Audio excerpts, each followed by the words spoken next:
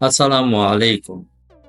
কক্সবাজার ট্যুরের ডে 1 এবং ডে 2 এর ভিডিও যদি আপনারা না দেখে থাকেন তবে ভিডিওর ডেসক্রিপশন বক্সে লিংক দেওয়া আছে, সেখান থেকে দেখে আসতে পারেন। আমরা প্রাসাদ প্যারাডাইজ হোটেলে উঠেছিলাম এবং সেখানে ডে 1 এবং ডে 2 তে সমুদ্র সৈকত ভ্রমণ সহ কক্সবাজার ট্যুরের বিস্তারিত পেয়ে যাবেন।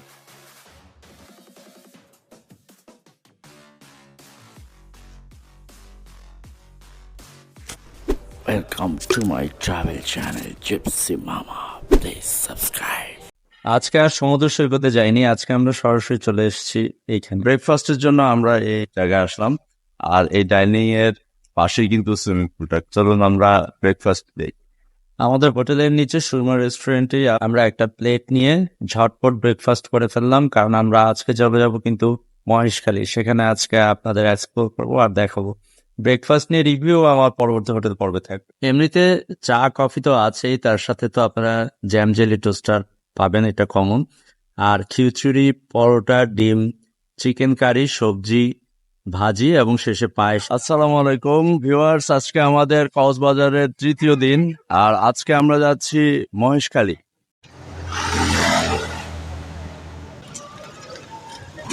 ভিউয়ার্স, আমরা এখন রওনা দিচ্ছি 6 নম্বর জেটি ঘাটের উদ্দেশ্যে। আমাদের সাথে থাকুন, দেখি যে আমরা স্পিড বোট আসলে কত দিয়ে হায়ার করতে পারি। ওখানে আসলে পার পার্সন হিসেবে নেয় না, 6 জনের স্পিড বোট আছে। আমার খুব একটা আইডিয়া নেই, সম্ভবত বার্গেনিং করতে হবে। বার্গেনিং করে আমরা একটা স্পিড বোট ঠিক করে ইনশাল্লাহ চলে যাব।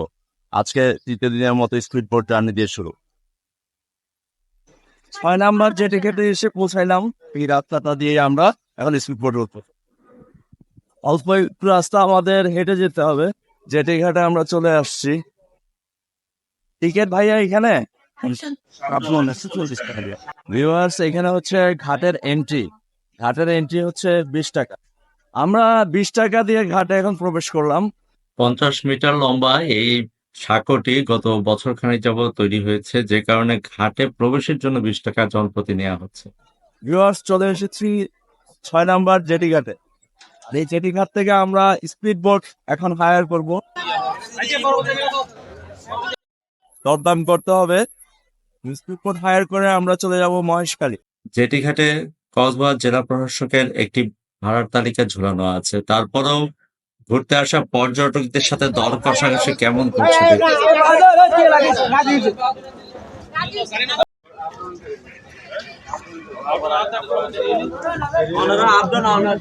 আমরা আমরা শেষমেশ এই বোটটা ঠিক করলাম। বোট চালক হচ্ছে, আপনার নাম? এনাম। এনাম, আমরা এনামের বোট নিয়ে আমরা এখন মহেশখালী যাব। তো আমরা বোটটা একটু দরাদরি করে রিজার্ভ করেছি, যেহেতু সিজন একটু দাম বেশি। তো এমনি সিজন ছাড়া কিরকম আপনারা একটু কমে যান? আপনার এখানে দাম হলো সেই দাম হলো একই দাম। আপনার এখানে আপনার এটা সরকারি রেট করা আছে এরকম।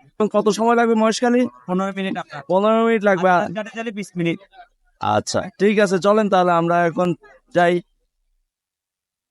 দাঁড়াও দাঁড়াও দাঁড়াও, আমি তো আমাদের স্পিড বোট রওনা হয়ে গেল।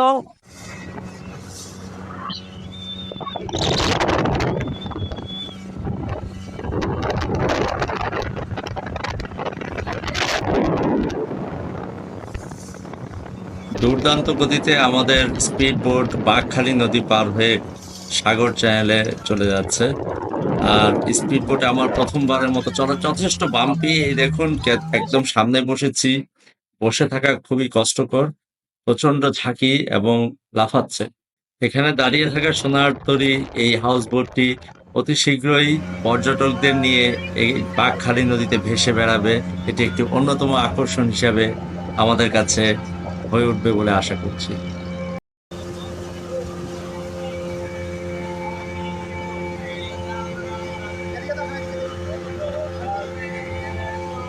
সমুদ্রের নীল জলরাশির মধ্যে দিয়ে আমরা ছুটে চলেছি মহেশখালীর দিকে।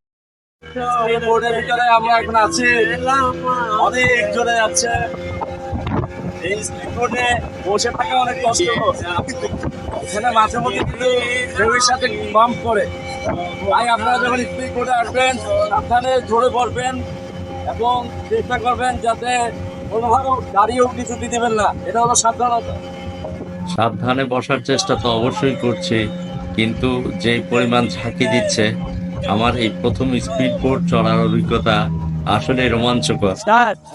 আমি একটা কথা আপনি আপনাদের মাথা প্লিজ একটা কথা বলি ওখানে এবার বলবে সময়ের ভিন্নমকে হাতের একটা জবতা স্পেস দিবা এরকম এরকম রাস্তায় স্কুল দেখাবে লাইটটা দেখার মতো দেখার সৌন্দর্য দেখা আর একদিন আর আছে স্পিড করে রয়ে দেখ চাকা হাতের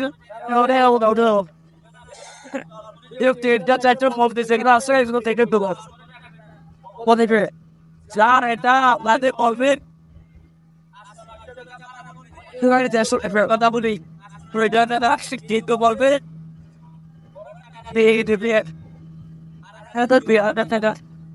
বলবে আইটে আইটে চাকরি করতে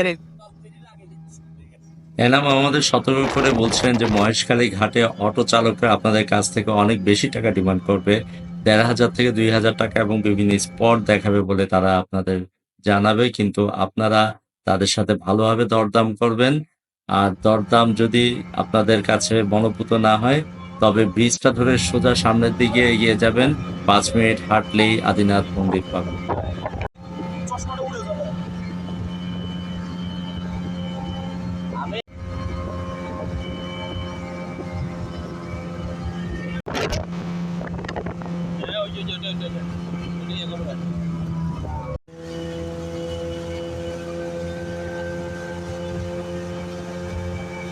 স্পিড বোটে ১২ থেকে ১৫ মিনিটের মধ্যে ৮ কিলোমিটার দূরত্বের সেই গোরখঘাটাতে আমরা পৌঁছে যাব।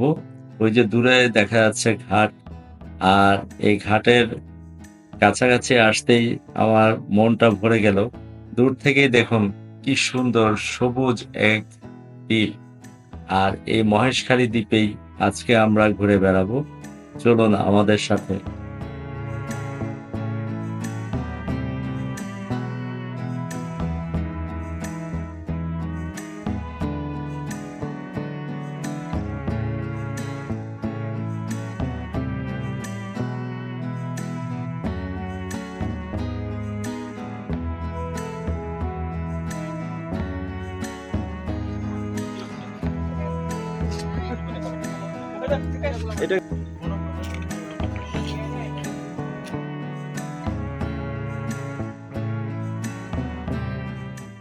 কি নাম তোমার?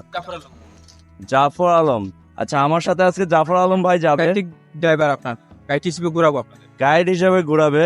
আপনি কি কি স্পটের কথা বলতেছেন? বলেন। আদিনাথ মন্দির পাহাড়, গোল্ডেশ্বর মন্দির, লবণ শ্বাস, মুশকিলের যৌবন বীজ, আর হচ্ছে আপনার শুটকি বাজার। আপনার শুটকি বাজার, হ্যাঁ ওখানে শুটকি পাওয়া যায়?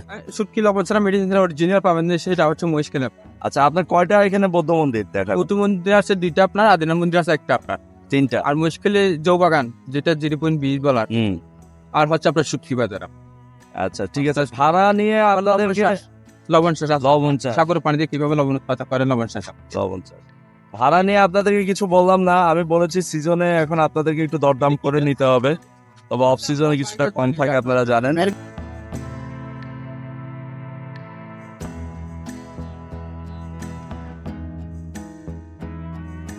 ভিউয়ার্স, আমরা এই যে জাফর আলম ভাইকে সাথে নিয়ে প্রথম স্পট যেটা সেখানে যাচ্ছি। প্রথম স্পট হচ্ছে স্বর্ণ মন্দির।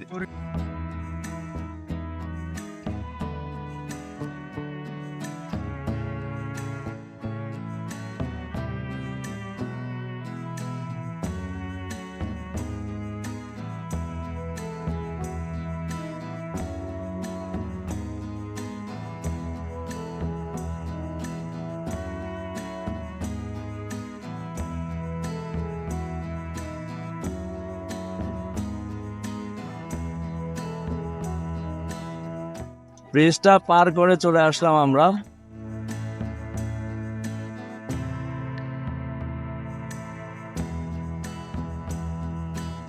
আমরা এখন যাচ্ছি রাখাইনদের সেই স্বর্ণ মন্দির, সেখানে আমরা যাচ্ছি।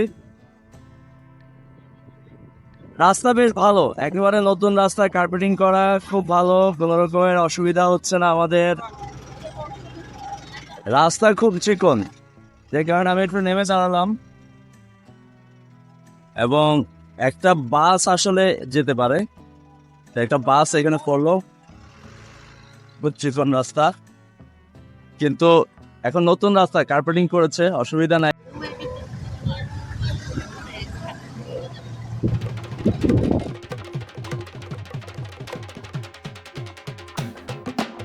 আমরা গোরখঘাটা পৌরসভা চলে এসেছি, আর বৌদ্ধ মন্দিরের এখানে স্বর্ণ মন্দির বলে, রাখাইনদের স্বর্ণ মন্দির। তো এটা এখন আমরা এক্সপ্লোর করবো, আমাদের সাথে থাকুন। আমরা পৌঁছে গেছি অলরেডি।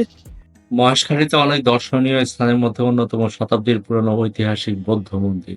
রাখাইন সম্প্রদায়ের বৌদ্ধ মন্দির দেখার জন্য মহেশখালীতে প্রতিনিয়ত পর্যটকদের সমাগম ঘটে। মূল মন্দির আনুমানিক প্রায় 283 বছর পূর্বে নির্মিত হয়। পর্যায়ক্রমে প্রয়োজন অনুসারে মন্দিরের সংস্কার ও মেরামত কাজ করা হয়। আচ্ছা আচ্ছা, আমি বিভিন্ন বৌদ্ধ মন্দিরে ভিজিট করেছি আগে। হ্যাঁ, তোমার এই ঘন্টাটা কেন দেওয়া হয়?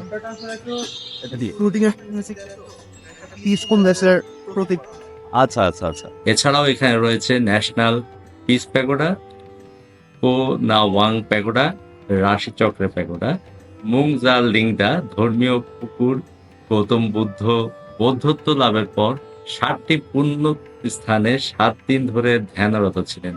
তিনি ষষ্ঠ সপ্তাহ অতিবাহিতকালে এই মুংজা লিন্দা পুকুরে ধ্যানমগ্ন থাকাকালীন প্রবল ঝড় বৃষ্টি হয়।